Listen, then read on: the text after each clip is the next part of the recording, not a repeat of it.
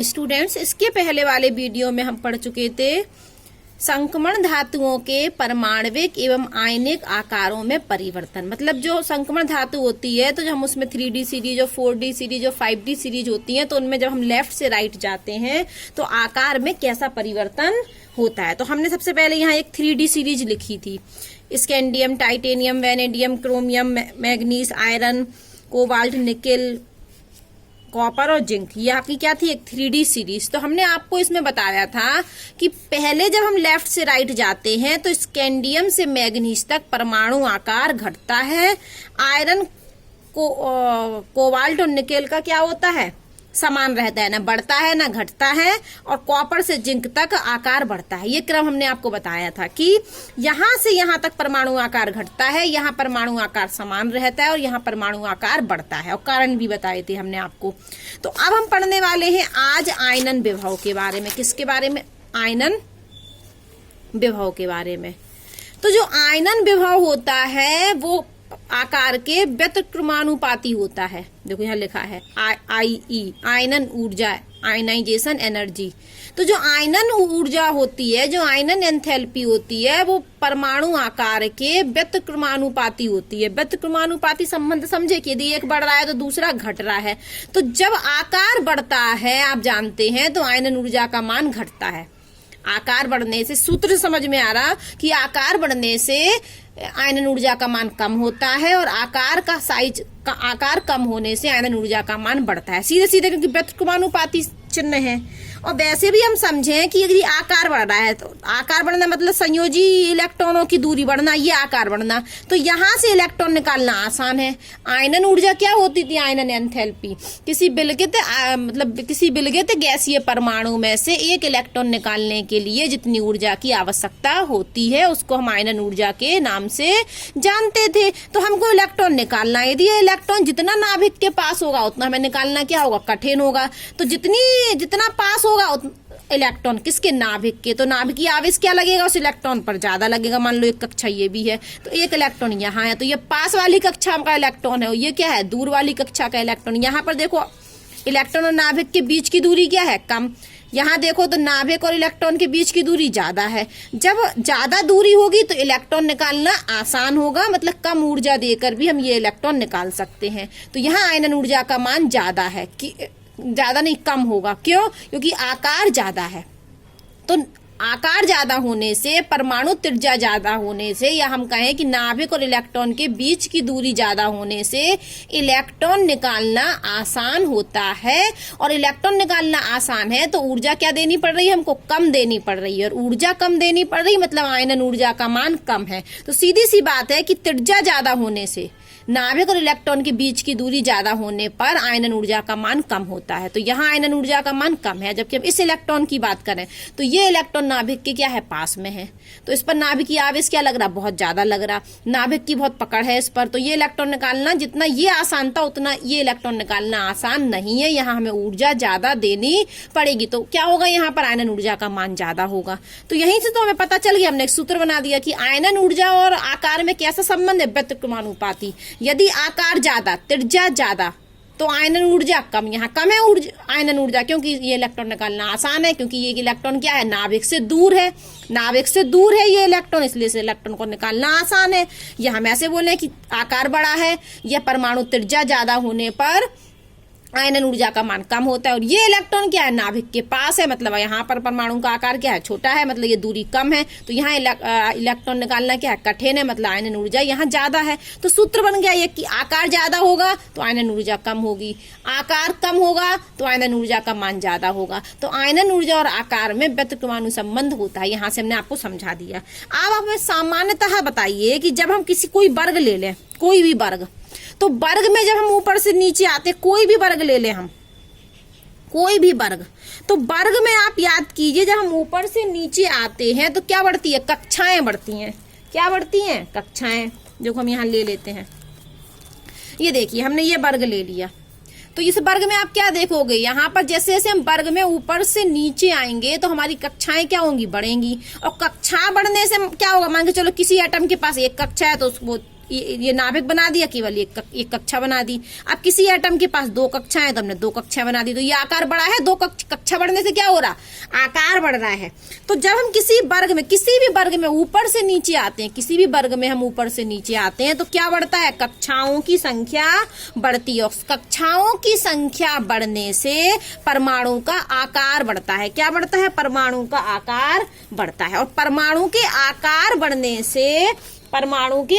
बढ़ने से क्या होती है, त्रिज्या बढ़ती है, या हम ऐसे भी बोल सकते हैं। तो जैसे जैसे ऊपर से नीचे आने पर कक्षा बढ़ रही है, तो परमाणु का आकार बढ़ रहा है, अर्थात परमाणु की त्रिज्या बढ़ रही है। त्रिज्या बढ़ने से मतलब नाभिक और इलेक्ट्रॉन के बीच की दूरी बढ़ रही है, तो त्रिज्या बढ़ने से क्या हो रहा है, आयनन ऊर्जा का मान कम हो रहा है। तो अब हम सीधे सीधे बोल सकते हैं कि वर्ग में ऊपर से नीचे आने पर कक्षाओं की संख्या बढ़ती है, और कक्षाओं की संख्या बढ़ने से परमाणुओं का आकार बढ़ता है, और आकार बढ़ने से आयनन ऊर्जा का मान कम होता है। तो सीधे निष्कर्ष क्या निकला कि वर्ग में ऊपर से नीचे आने पर आयनन ऊर्जा का मान घटता है। क्या होता है, घटता है। क्यों, क्योंकि कक्षा बढ़ रही है, कक्षा बढ़ने से त्रिज्या बढ़ रही है, आकार बढ़ रहा है, और इलेक्ट्रॉन निकालना आसान हो रहा है। तो हमने सीखा कि किसी भी वर्ग में ऊपर से नीचे आने पर आयनन ऊर्जा का मान कम होता है।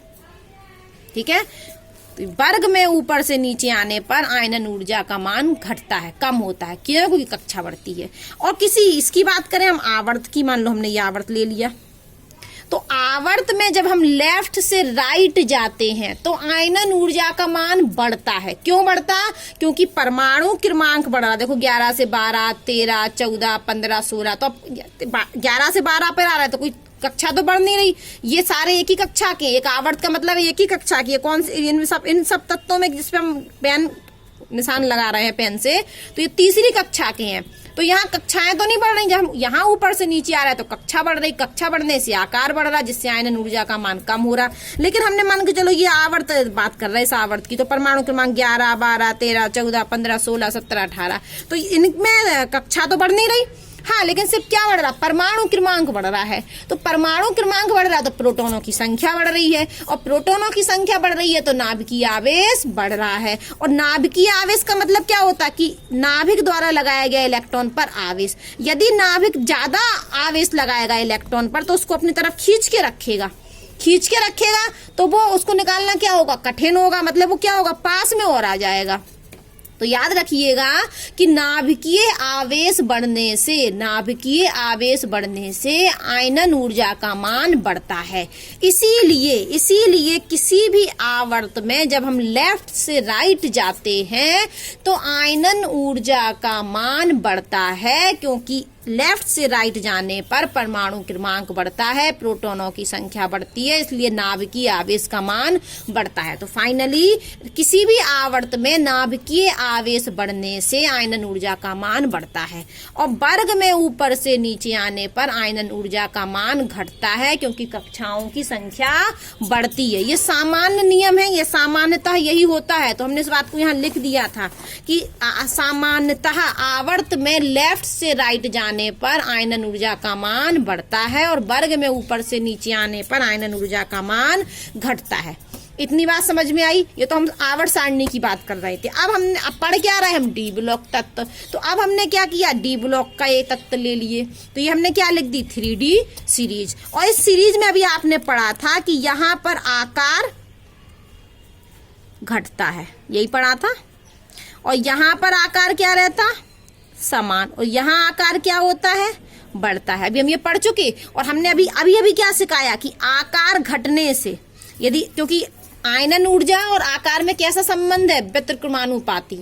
तो यदि आकार घट रहा है, आकार क्या हो रहा है, घट रहा है, तो ये घट रहा है, तो मतलब तो आयनन ऊर्जा का मान क्या हो रहा है, बढ़ रहा है। तो यहाँ से स्कैंडियम से मैग्नीज तक Ie आयनन ऊर्जा क्या होती है, बढ़ता है, आयनन ऊर्जा का मान बढ़ता है। और यहाँ पर क्या रहेगा, समान, और यहाँ पर क्या होगा, आकार बढ़ रहा है, क्या बढ़ रहा है, आकार बढ़ रहा है, तो आयनन ऊर्जा घटेगी, आयनन ऊर्जा का मान बढ़ता है, यहाँ पर घटता है, आयनन ऊर्जा का मान घटता है। ठीक है, क्योंकि ये सूत्र लगा दिए, सूत्र के अनुसार। इतनी बात समझ में आई। तो आयनन ऊर्जा में क्या देखा हमने कि पहले ये मान क्या होता है, बढ़ता है, फिर सामान्य रहता है, फिर घटता है। आप बुक में देखेंगे तो टेबल बनी है, तो उनमें आपको गुण दिए हैं, तो वहां दिखिएगा आपको आयनन ऊर्जा का मान। देखिए यहाँ पर जैसे ये टेबल है, इसमें आपके 3D सीरीज ली है और यहाँ पर देखो कण एंथैल्पी के मान दिए, ये दिया आयनन एंथैल्पी का मान। तो आप इस मान को देखना, तो पहले ये बढ़ रहा होगा, फिर नियत रह रहा होगा, फिर घट रहा होगा। ठीक है, अनियमितता पाई जाती है तब भी। ठीक है, अब हम आपको बताते हैं कि जो आयनन ऊर्जा होते हैं वो प्रथम आयनन ऊर्जा होती है, द्वितीय आयनन ऊर्जा होती है, तृतीय आयनन ऊर्जा होती है। तो प्रथम आयनन ऊर्जा को हम बोलते हैं EI1, द्वितीय आयनन ऊर्जा को बोलते हैं IE2 और तृतीय आयनन ऊर्जा को बोलते हैं IE3। और ये सब कक्षा 11 में आप पढ़ चुके हैं डिटेल में।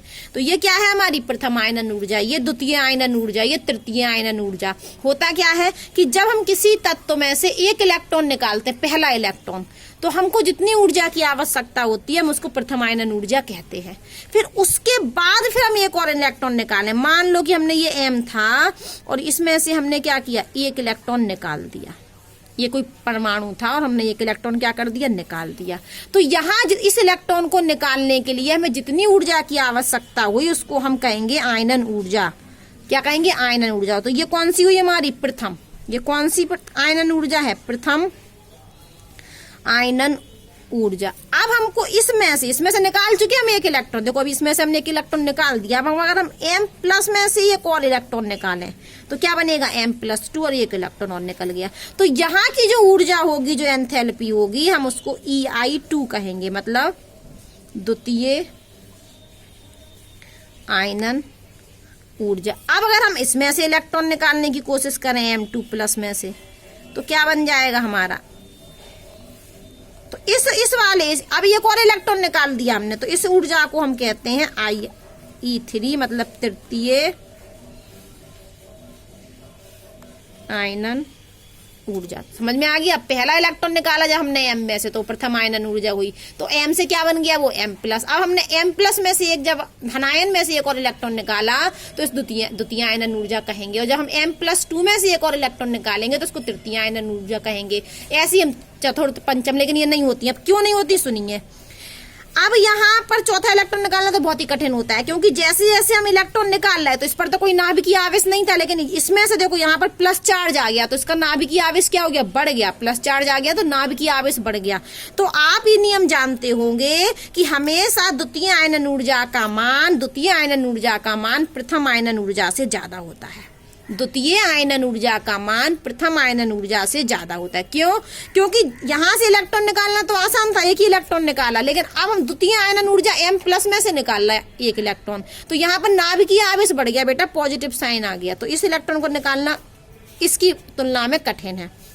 अगर हम इसमें से इलेक्ट्रॉन निकाल लेते हैं, यहाँ 2 प्लस है तो यहाँ नाभिकीय आवेश और ज्यादा है, इसलिए तृतीय आयनन ऊर्जा का मान हमेशा द्वितीय आयनन ऊर्जा से ज्यादा होता है। तो इसको याद रखिए कि द्वितीय आयनन ऊर्जा का मान प्रथम आयनन ऊर्जा से ज्यादा होता है और तृतीय आयनन ऊर्जा का मान द्वितीय आयनन ऊर्जा से ज्यादा होता है। इतना समझ में आया। अब हम चलते हैं थोड़ा और आगे। हम यहाँ पर एक एग्जाम्पल बता रहे हैं आपको। आप देखिए, क्रोमियम लीजिए और अपन लेते हैं Mn। ठीक है, हम इनका बनाते हैं थोड़ा इलेक्ट्रॉनिक विन्यास। तो क्या बनेगा इनका इलेक्ट्रॉनिक विन्यास? क्रोमियम में होते हैं 24 इलेक्ट्रॉन, तो ये बनता है 1s2 2s2 2p6 3s2 3p6 और 4s1 और 3d5। गिन लेना, 24 होते हैं। इसका बनाते हैं तो 1s2 2s2 2p6 3s2 3p6 4s2 और 3d5। अब बहुत ध्यान से देखना, ठीक है। ये हमारा क्रोमियम। तो यदि हमें एक इलेक्ट्रॉन निकालना तो कौन सा इलेक्ट्रॉन निकलेगा? ये वाला, प्रथम ये वाला। तो हमने भी एक इलेक्ट्रॉन निकाल दिया, देखिए ये बना दिया। तो ये तो ऐसा ही रहेगा, ये तो पूरा जैसे का तैसा। इस लाइन का मतलब है ऊपर की लाइन जैसे की तैसी। और ये 4s0 हो गया और ये क्या हो गया 3d5। ठीक है, अब हम यहाँ निकालें, यदि Mn+1 बनाए तो ये पूरा जैसे का तैसा यहाँ हो जाएगा 4s1 और 3d5। देखो यहाँ एक इलेक्ट्रॉन निकल गया तो 4s0 हो गया, यहाँ एक इलेक्ट्रॉन निकला तो 4s1 हुआ। अब हमने एक और इलेक्ट्रॉन निकाल दिया तो Mn+2 बना दिया। तो अब क्या होगा, ये तो पूरा ऐसा रहेगा, 4s0 और 3d5।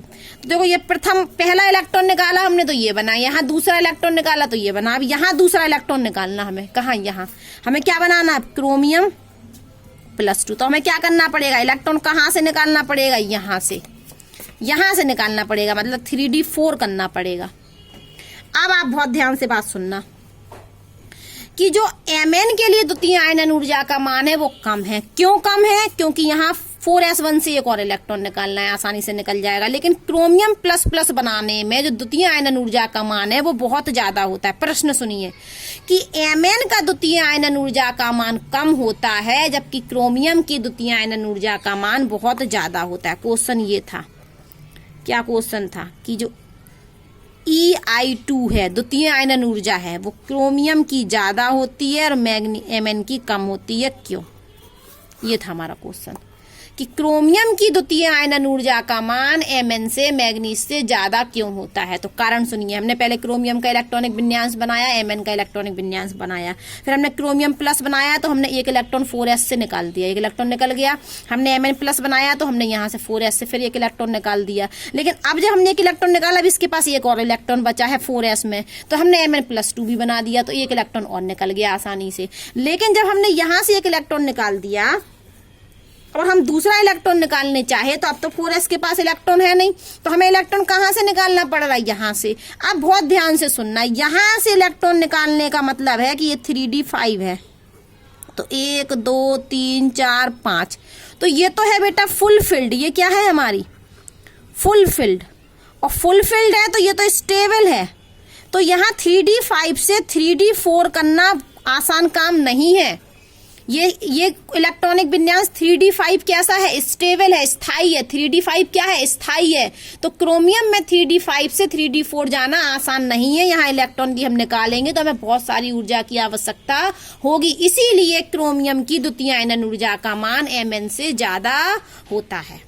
ठीक है, क्योंकि 3d5 से निकालना हमें दूसरा इलेक्ट्रॉन, और 3d5 क्या होता है, कारण है कि 3d5 क्या है, ये तो स्थायी विन्यास है। कैसा विन्यास है, स्थायी विन्यास। ये स्थायी विन्यास है, स्टेबल है। तो यहाँ से एक इलेक्ट्रॉन 3d4 में नहीं जाना चाहेगा, वो 3d5 से 3d4 में नहीं जाना चाहेगा क्रोमियम।